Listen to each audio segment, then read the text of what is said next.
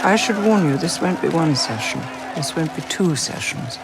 What any new entry into the royal family needs to learn could barely be covered in 20 sessions. Welcome to MsMojo, and today we're counting down the incredibly strict rules various royal families need to abide by, or else.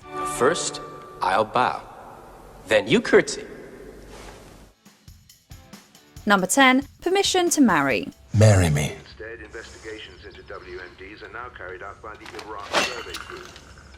The search for weapons. That's not a proposal. I can't do that without my mother's permission, but... Members of the royal family are often required to seek approval from the reigning monarch before entering into marriage. This protocol serves multiple purposes, including maintaining the lineage and safeguarding the prestige of the monarchy. The process typically involves a formal request submitted to the reigning monarch, outlining the details of the proposed marriage. Well, we haven't worked out all the details ourselves. We'll need a few days to plan the ceremony. Of course, we'll have soup, roast, and ice cream, and then...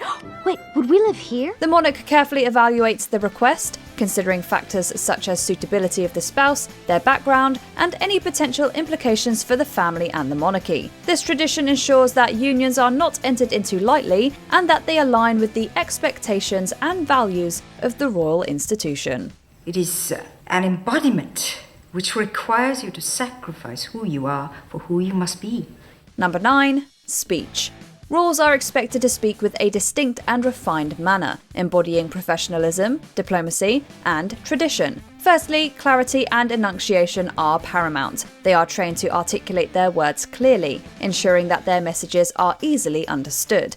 You see, P is always difficult, even when I'm singing. Bounce onto it. Our peoples. Our people. Our people. Household of my... Our peoples, both at home and overseas. Beaut.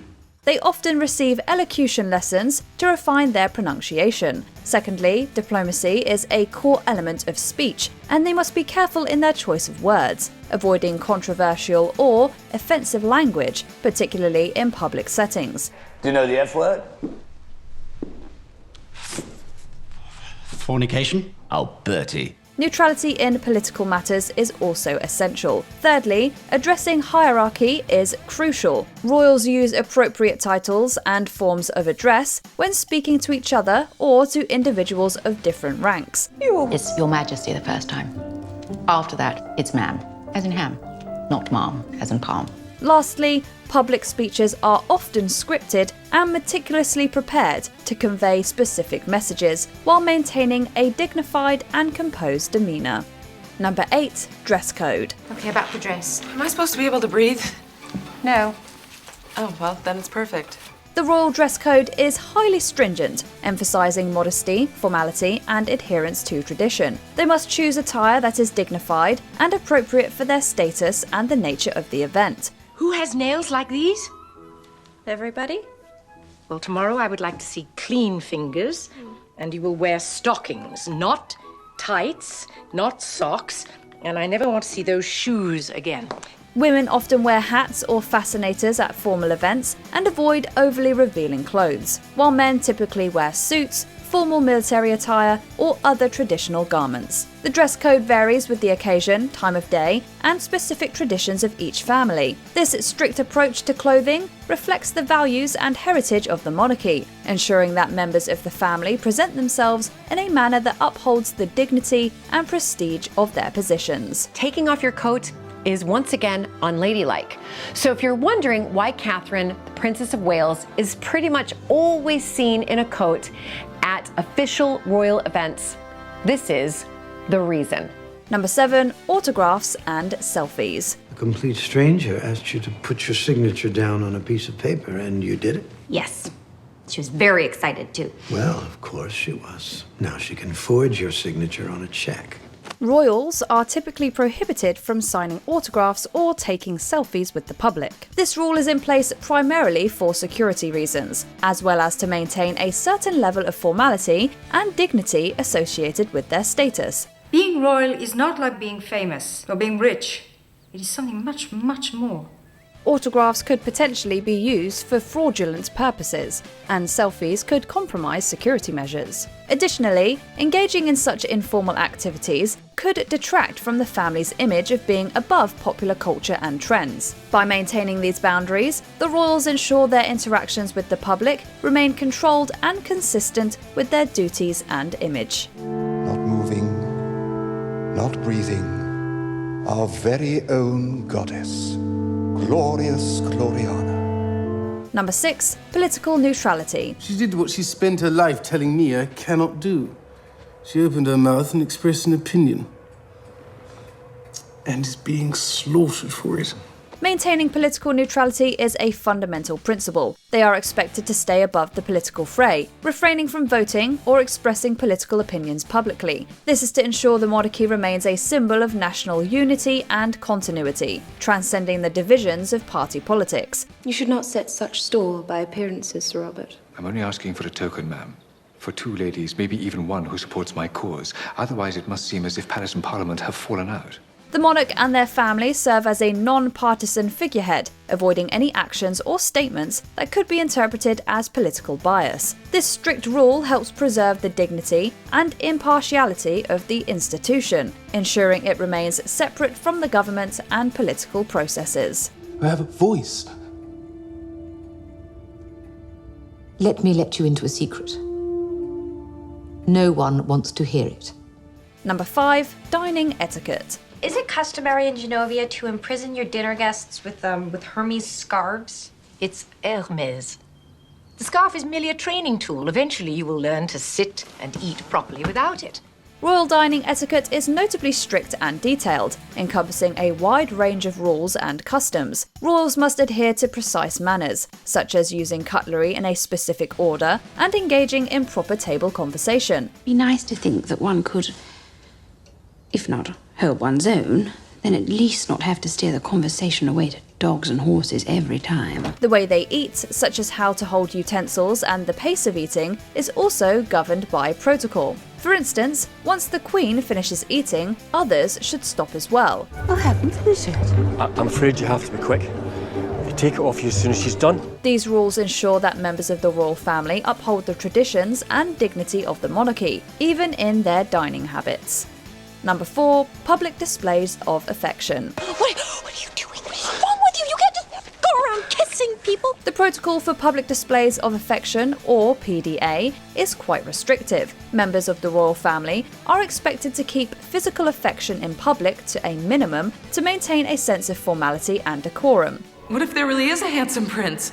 Miss Morgan. But he's a really good kisser. While there's no official rule explicitly forbidding PDA, it's understood that royals should exhibit a professional demeanour in public appearances. This means that gestures like holding hands or hugging are rare, and usually subtle when they do occur. The expectation is especially high during official duties or state functions, where maintaining a regal and dignified image is paramount. Remove your hand.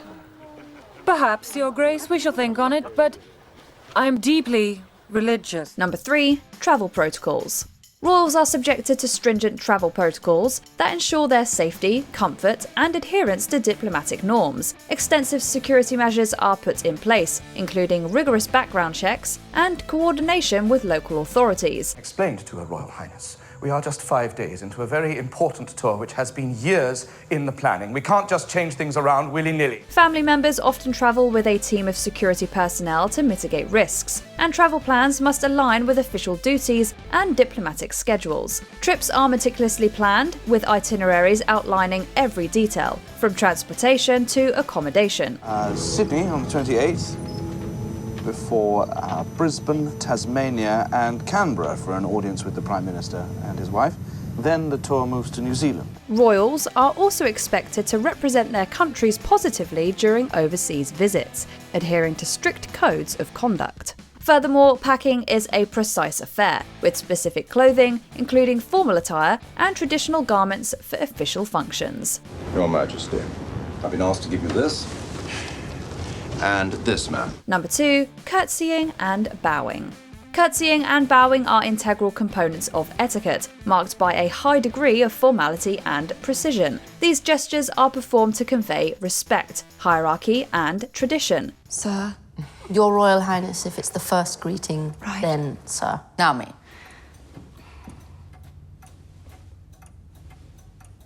Ma'am? You don't curtsy to her. She's not royal. When meeting another royal, the rules dictate that the lower-ranking individual initiates the gesture. For example, when a subject meets a reigning monarch, they should bow or curtsy first. The depth of the bow or the degree of the curtsy often depends on the relative ranks of the individuals involved. Baron von Wobble, Your Majesty, Mr. Emissary, I am Zora. Royals must be mindful of the strict protocols in place to ensure that they adhere to tradition and maintain a dignified image. This practice extends to various formal occasions, such as state banquets and public events, where the appropriate gesture is essential. I beg you make an exception for me.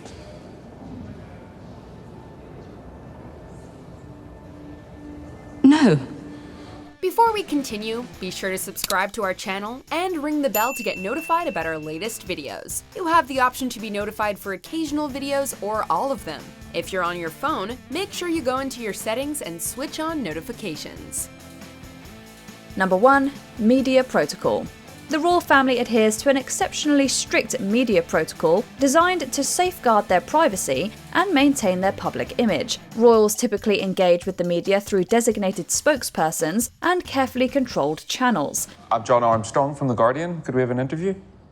Yes, of course.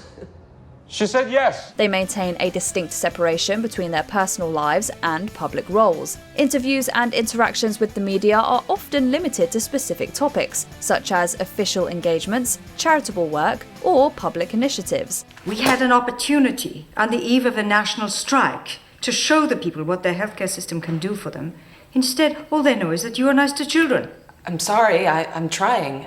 Royals must exercise discretion in their public statements to avoid political bias or controversy. Furthermore, the release of official photographs and information is tightly regulated. The media protocol ensures that their refined image remains consistent and in alignment with their roles as symbols of unity and continuity. The press was wondering if it would be possible while we were waiting No interviews until later in the evening.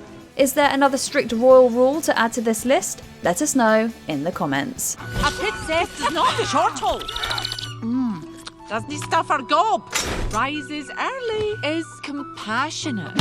Patient. Cautious. Clean. And, above all, a princess strives for, well, perfection. Do you agree with our picks? Check out this other recent clip from MsMojo and be sure to subscribe and ring the bell to be notified about our latest videos.